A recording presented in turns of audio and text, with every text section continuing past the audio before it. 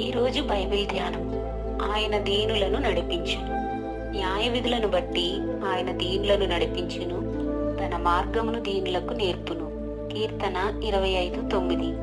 దేవుడు దీనులను మాత్రమే నడిపించును. చిర్రుబుర్రు మనుచు ముక్కు మీద కోపమున్న వారికి, కోపిష్ఠులకు ఆయన తన మార్గమును బోధించరు.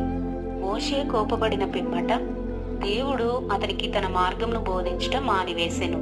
అతడు దీనుడుగా ఉన్నంత కాలము దేవుడు అతనికి తన ఆలోచననిచ్చుటలో ఎన్నడూనూ విఫలం కాలేదు. అయితే అతడు తన దీనమైన మనస్సు సాత్వికమును కోల్పోయిన పిమ్మట, నీవు కనానుకు వెళ్ళలేవు, ఈ జనులను కూడా నీవు కనానులోనికి తీసుకుని వెళ్ళలేవు అని దేవుడు చెప్పెను. నీ ఆలోచన చేత నన్ను నడిపించెదవు, తరువాత మహిమలో నీవు నన్ను చేర్చుకొందువు. కీర్తన 73:24 అని కీర్తనకర్త నిశ్చయతతో చెప్పుచున్నాడు. మనము దీనత్వంతో ప్రవర్తించుచు, మనము ఎదుర్కొనే నిందలన్నిటినీ, తృణీకారములన్నిటినీ, హింసలన్నిటినీ సాత్వికంతో సహించిన ఎడల తన సన్నిధిలోనికి మనము చేరు వరకు ప్రభువు తన ఆలోచనలిచ్చి మనలను నడిపించుచునే ఉందురు. మనమెన్నడూ తొట్టిల్లము, లేక మార్గము తప్పిపోము. దేవుని పిల్లలు కొందరు కోపగించుకొనెదరు, పైగా అది నీతియుక్తమైన కోపమనియు భక్తి వైరాగ్యంతో కూడిన కోపమనియు చెప్పుదురు. నీవు ఈ విధముగా చెప్పు ఒక వ్యక్తివైతే దేవుడు నీకేమీయూ బోధించలేరు.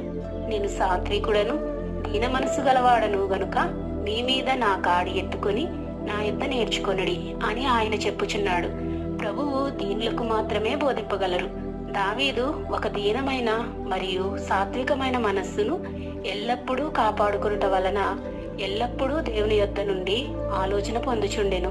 నా గొర్రెలు నా స్వరము వినును అని అవి నన్ను వెంబడించును. యోహాను 10:27 అని యేసు చెప్పెను.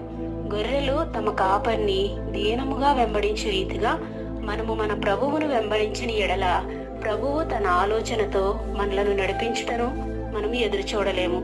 ఈ వీడియో యొక్క పూర్తి స్క్రిప్ట్ మీకు కావాలి అంటే ఈ వీడియో వివరణను చూడండి.